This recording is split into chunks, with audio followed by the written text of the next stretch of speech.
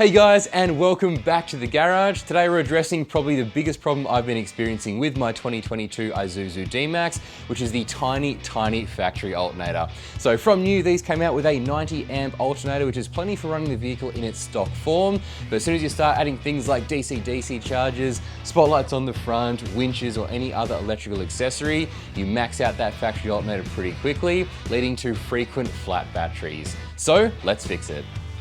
This here is hopefully the solution to all my electrical problems. This is a JAS 160 amp alternator, which I bought from APC 4-wheel drive, and I will link this in the description down below if you guys are interested in one for your setup. And the team at APC 4-wheel drive have also hooked us up with a discount code, so you guys can save 5% using the code EXPLOREBOUND at checkout. Now, hopefully this is going to be a direct drop-in replacement for that factory alternator, aside from a couple of small modifications which we'll run through as we get to it as part of the install.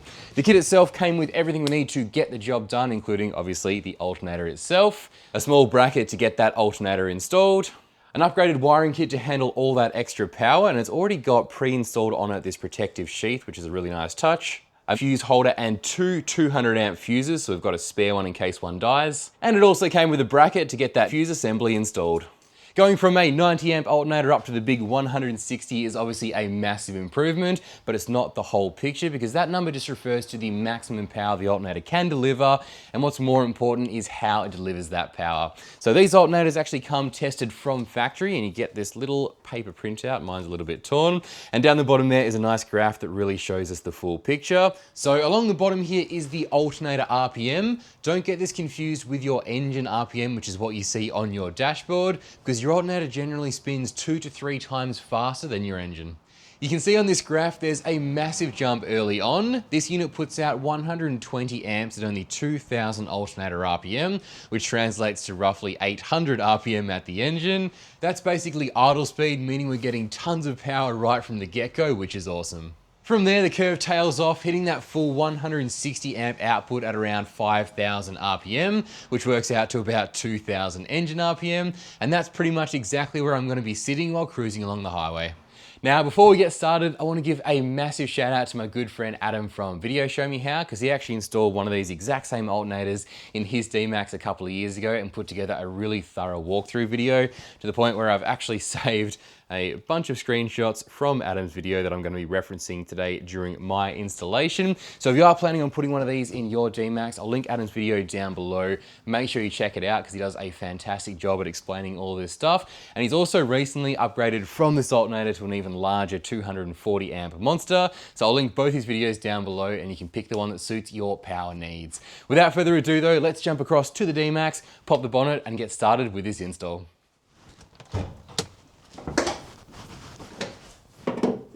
Alrighty, the factory alternator is hiding deep in the engine bay, just behind those hoses. You can kind of see it on the back just there. But between me and the alternator is a whole bunch of car parts. So I'm gonna have to remove some of this gear to gain better access down to that alternator. Starting off with the airbox here first. This should come out nice and easily. There's a power clip there. Then we have a hose clamp there around the main pipe. Also have to remove this hose just here. And the airbox itself is held in with a few bolts around the base.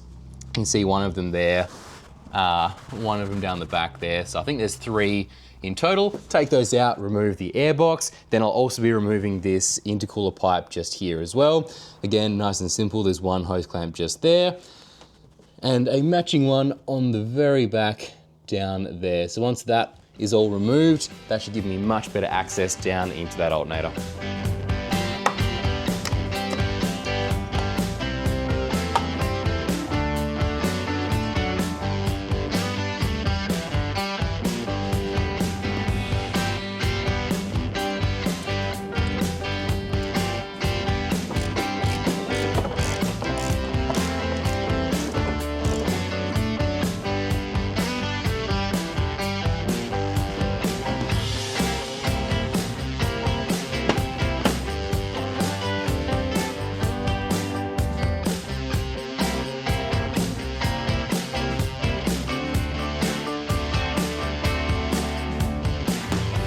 There we go, just a little bit easier to see and access that factory alternator down there. And I've also gone through and sealed up my intercooler pipes and also the turbo inlet there as well, just so nothing can get inside. Some people do just chuck rags in those ports. I just prefer the plastic resealable bag method with the lucky band around the outside, so I'm totally confident nothing's gonna get inside.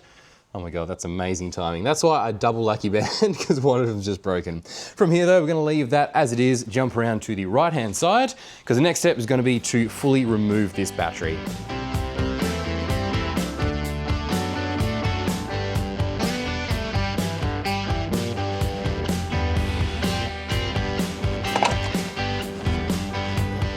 With that battery removed, it's now time to take out our old alternator. So all you have to do is come down here with a 14mm socket and just crack that front bolt on the tensioner pulley down there. We can then come down the top with our 12mm socket, undo that bolt on the top of the tensioner pulley just enough so that serpentine belt slides off the front of the alternator. Once that's off, the next step is going to be to disconnect the wiring from the back, unbolt the old alternator, and out she'll come.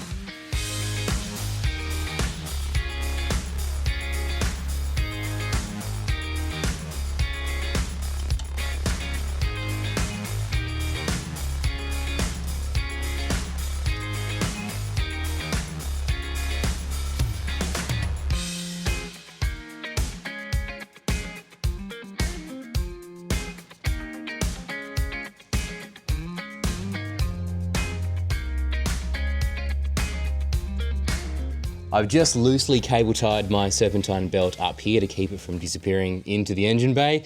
And the next step is going to be to get this alternator fully unbolted and then tackle the wiring. So I figured it's going to be easier if I can get that out, rotate it, and then get that wiring out from the back just there. So to unbolt the alternator, there is a large bolt down the bottom just here. Hopefully that's showing up on camera okay. And then the alternator is on a bit of a bracket system just here that we actually need to take out with the alternator because the new one comes with its own bracket. So at the very rear here, I'll try and get this camera to focus. We'll be undoing this bolt just in here, and that should allow the alternator to come out with that bracket still attached.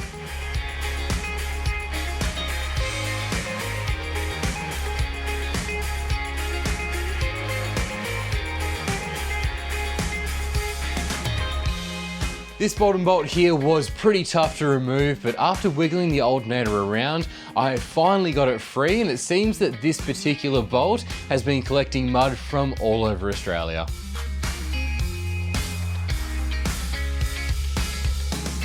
From here, we should just be able to wiggle the alternator free, turn it around like so, and that gives us access to our wiring on the back. So under this rubber boot is our main power connection just there. And under here is the main plug. So we need to remove those next, and the alternator is fully removed.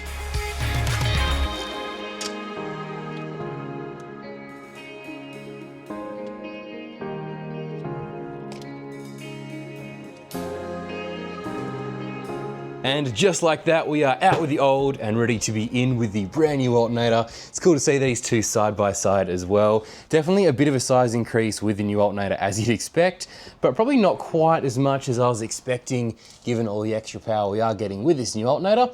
So anyway, time to get it installed, which means grabbing this alternator and its mounting bracket, heading over to the D-Max and basically doing the reverse of the steps to remove this one.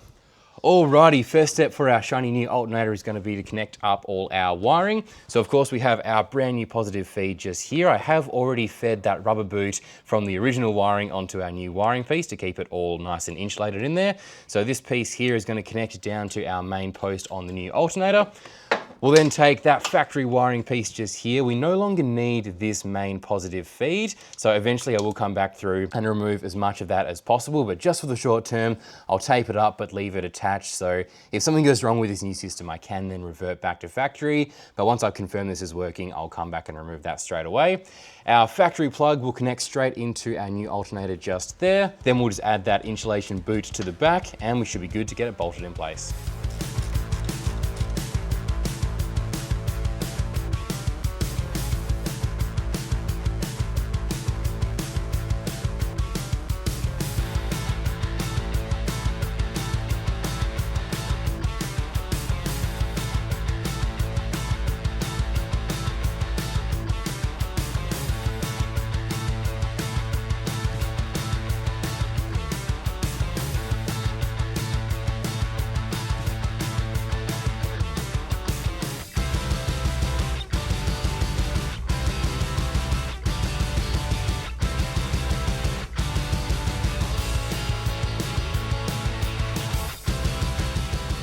And there we go, one shiny new alternator installed down there on the engine. It was a little bit tougher than I was expecting to get it to locate in that section down the bottom where that bolt slides through. Ended up having to kind of sit it roughly in position, then get my phone camera down along, like shining into that bolt hole to see which direction the alternator had to go to get it to line up with that hole. Got there in the end with the help from Bianca there as well, and then got all those bolts done up, and of course that new bracket added there on top. So now the alternator is bolted in place, all the wiring is done from this end of things. So now it's just a matter of getting our serpentine belt put back onto this new alternator, tension that up nicely, and then we can move on to the wiring over the other side of the engine bay.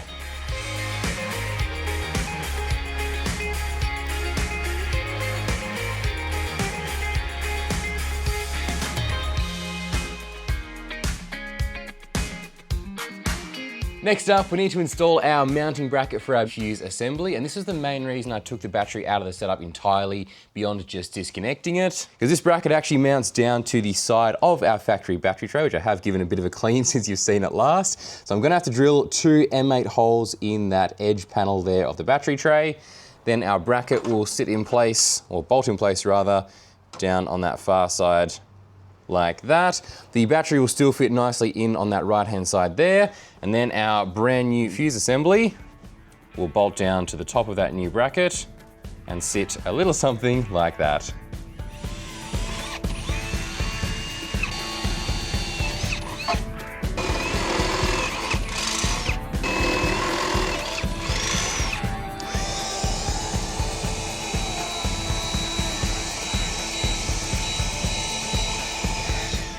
To try and prevent any rust from forming, I'm just painting over my freshly drilled holes with some matte black paint.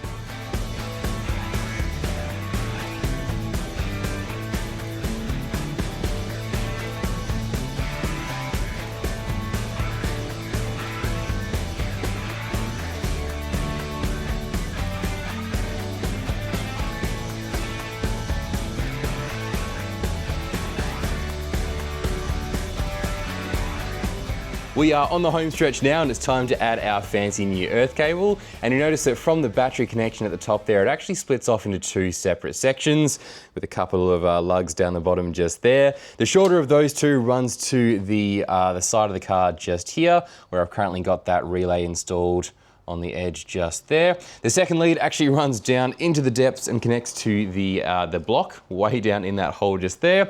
And shout out again to Adam from Video Show Me How for showing me this. But if you come down through this wheel arch just here, I've folded that rubber guard out of the way, and way down in there, I've actually marked it with yellow paint, is the bolt we need to access to mount that second earth cable.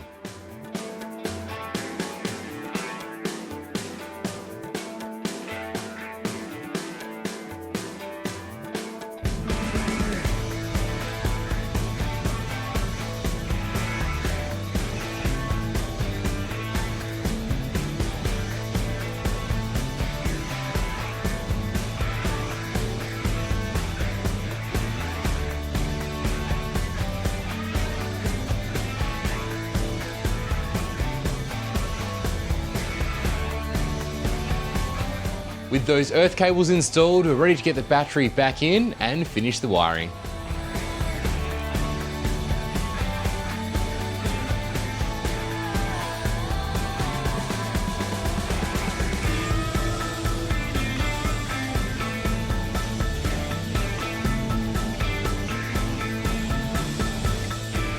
And just like that, our wiring is now complete. So from our new alternator down there, our brand new positive feed pretty much follows the same path as the factory wiring does. It goes across there around the back. They'll all be hidden underneath that plastic cover as well.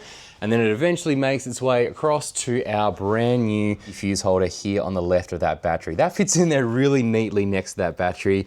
Gives us a bit of a factory look, which is nice. It is a bit of a tight fit, so I did add a bit of 3mm felt tape in between that fuse holder and the battery to protect us from off-road corrugations and this potentially damaging the battery.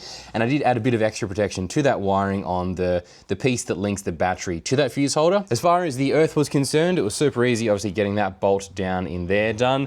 The one on the engine block is a bit of a pain, but as I mentioned, it's definitely the way to go to access it through this wheel arch and just get a series of socket adapters to reach your way in there. And from here, we are pretty much ready to give it a test. We just have to reconnect our intercooler pipe down the bottom there, chuck our airbox back in, and we should be ready to test.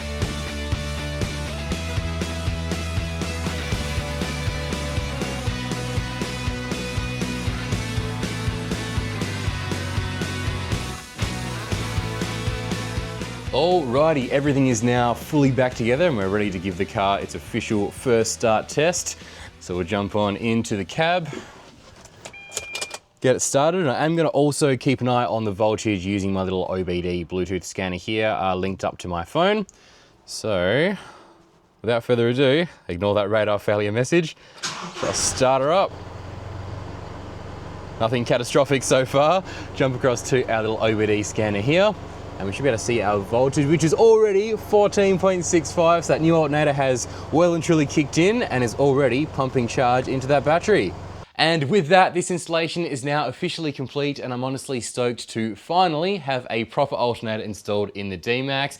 The install itself was relatively straightforward, but as with everything, there was a couple of challenges along the way. Number one was trying to get the alternator to line up with that main bottom mounting bolt, and number two was trying to gain access to that main earth bolt on the block over the other side. So I'd recommend, if you're going to be tackling this install for yourself, give yourself a full day and you should be right. I'm going to be running through a bunch of tests over the next couple of weeks to see how this new alternator is performing. So if you guys have any questions, let me know in that comment section down below. Thank you so much for watching this video, and I'll catch you in the next one.